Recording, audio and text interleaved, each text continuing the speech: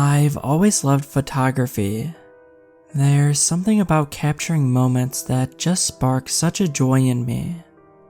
I got a digital camera for my birthday one year, and after that, as it grew to more than just a hobby, and as I got better, I bought more expensive cameras.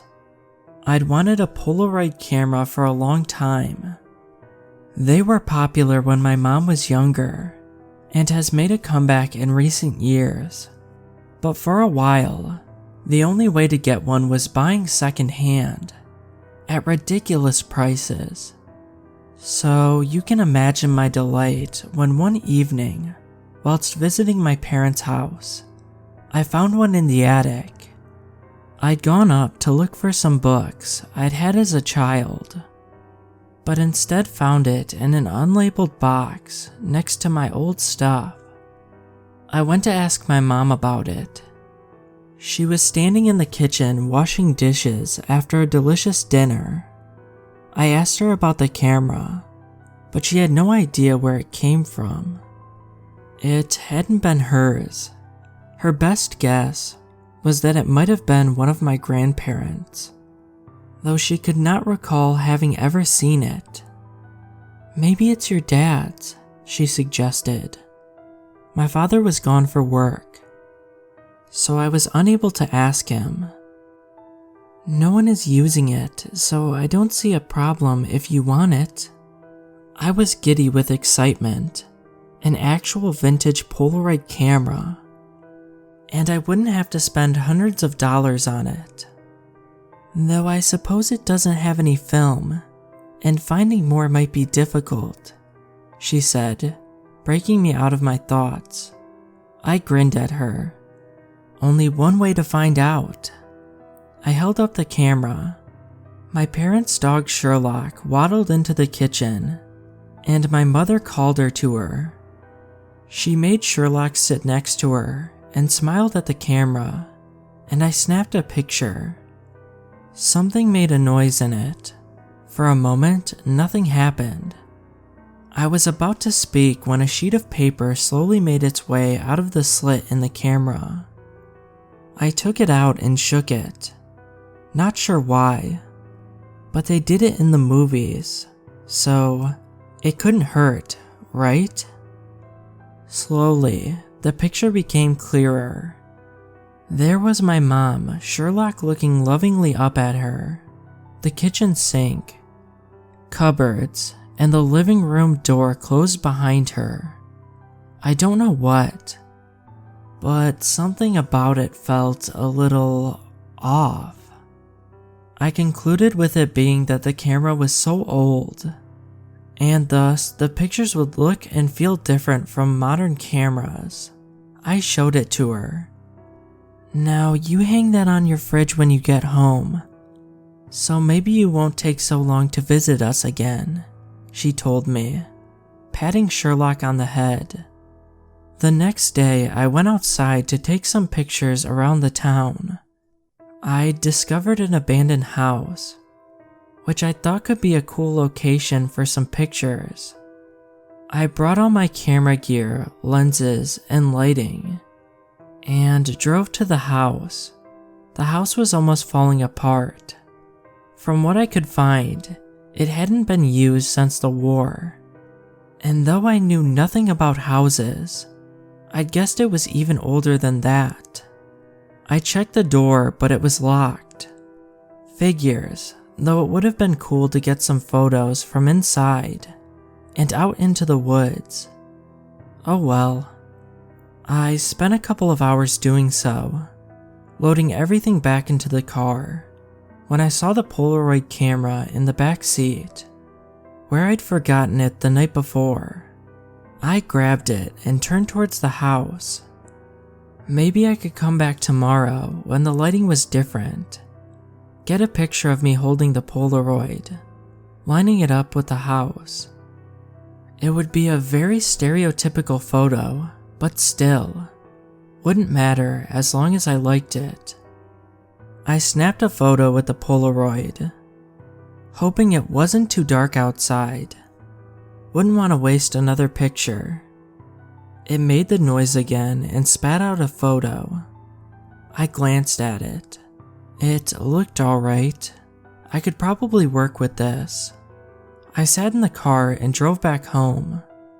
When I got home, I ate dinner and then got to work on editing the photos. My cat Watson was, as always, at the cuddliest at the times I was working. I lifted him up and dropped him outside my office door and closed it, feeling a bit guilty. After a couple of hours, I decided to take a picture of the Polaroid picture to see how it might look if I worked with it tomorrow. I rigged up a camera and took the picture and moved the photo from the memory card. I was experimenting with trying to get the Polaroid to match up exactly with the house, which didn't work, as the lens on my camera warped the house a bit. I'll try a different lens tomorrow. Then I noticed something. The door on the Polaroid was slightly open.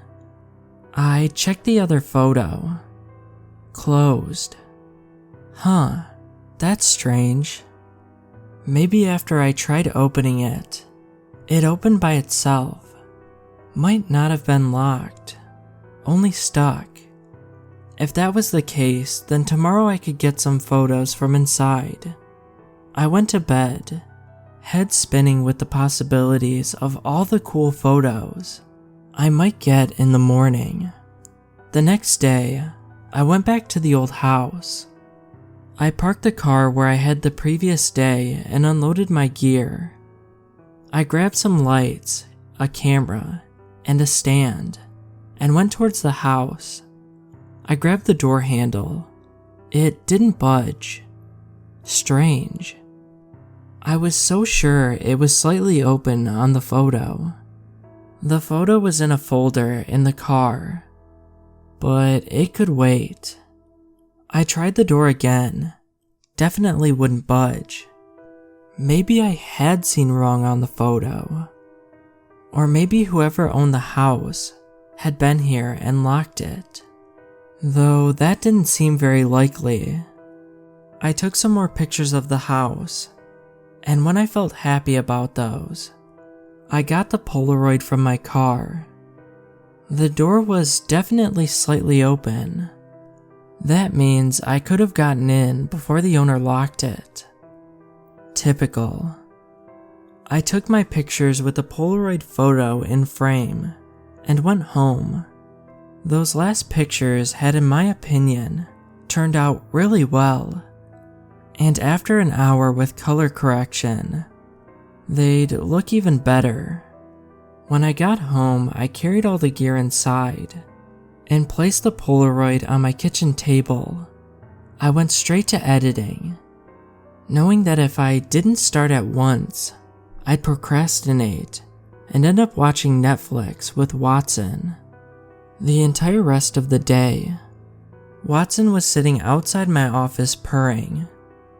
I decided not to work as long today, and maybe actually end up watching Netflix with Watson. It wasn't a bad idea. I ended up editing the photos for about an hour before calling it quits. Watson was laying just outside the door and was sprawled across the floor as I came out, letting out a long meow as he was pushed. I went to the living room and put on a movie. The moment I sat down, Watson materialized and laid down beside me with a soft meow. Halfway through the movie, I had to go to the bathroom. I didn't bother pausing the movie, just stood up and left. When I came back, Watson had moved over in my seat and was lying on his back along the back cushions of the couch. I felt my pockets for my phone, but realized it was on the table next to Watson. If I went to get it, he was guaranteed to move. I remember placing the Polaroid on the table in the kitchen and tiptoed in to fetch it, praying Watson wouldn't move. He hadn't. I snapped the picture and the camera started making the noise again. Watson immediately spun around at the noise. Phew. I had my photo. I grabbed it and shook it before looking at it. Yes, the perfect cat picture. Though I looked closer. Watson was laying on the couch and my bedroom door was slightly open in the background. The only problem is, I glanced up. Yup, my bedroom door was closed. Also, that wasn't even my door. It had some kind of carvings on it. Symbols of some kind. For a while, all I could do was stare up and down, from picture to door. It had to be some kind of prank, right? Some kind of editing. Maybe the camera wasn't old. Only looked like it. Some kind of weird door filter that changes the door. That doesn't make sense. I went outside to the garden. Good luck changing the door if there's no door in frame. I took the picture, grabbed the photo, and shook it. And I could feel the color draining from my face. There, on the photo, in the middle of the garden, was a door, even more open. But now I noticed there was something in the door frame. A shadowy figure. Long fingers curling around the door. It was slightly blurry, as if I had been shaking the camera while taking the picture, or holding it with a long exposure. But the rest of the picture looked fine. I went back inside. Watson glanced uninterested at me, before going back to his yoga position. Downward cat. I picked up the picture I had taken of Watson. Now that I was aware of it, I could see the same figure, though the door was even more closed in this one. What about the other pictures? I placed the Polaroid down on the living room table and ran into the office, throwing papers on the ground, searching for the picture of the house. There. I looked at it. The door was smaller, as I had been standing a bit further away from the house, trying to get all of it in frame. But there was no mistaking it. The same door with the same weird symbols, even more closed. If I squinted, I thought I could see the same long, shadowy figures clutching the door. I looked at the pictures I'd taken with my normal camera. The door was definitely not the same. One more picture. The first one. The one I took of my mom. I had, as she requested, hung it on my fridge. I went into the kitchen, pulling it off. The magnet, clattering to the floor, disappearing under the fridge. Behind my smiling mother and Sherlock was that same door, but completely closed. I studied it closer. It was closed, but the door handle seemed to be pulled down. I placed all the pictures on the table in order, like a short stop-motion film. They showed the door opening more and more, and this shadowy figure becoming clearer and clearer, closer and closer. One more picture and it will be able to walk through the door. That thought sent a chill down my spine. What can I do? I contemplated smashing the camera for a moment. But what if that releases whatever's in there? I was staring at the photos in shock when a loud knocking startled me out of my thought. I screamed. It knocked again. "Hey, you home?"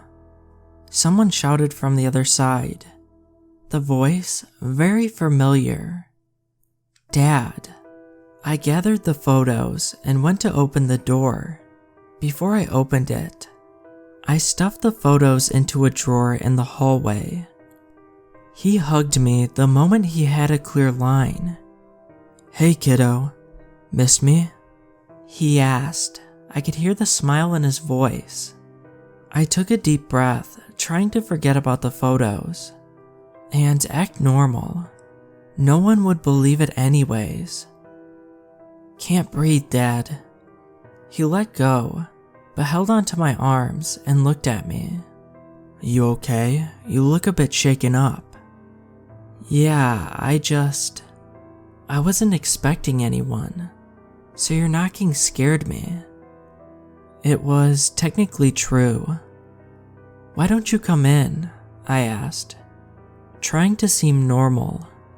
He luckily wasn't as observant as Mom and followed me inside. "I'll put on some coffee, so go get comfy in the living room." He ruffled my hair and walked away into the living room, making noises at Watson, trying to get his attention. I started putting on the coffee and took a few deep breaths. "Calm down. Just calm down. Hey, a Polaroid camera." Not calm, not calm, not calm. I stumbled into the living room and saw him holding the camera up in front of his face. "Dad, no!" I shouted. But it was too late. The camera made the weird sound. Dad looked at me, surprised at my outburst. I held my breath, looking at the camera in terror. The camera beeped 3 times. Nothing happened. Again.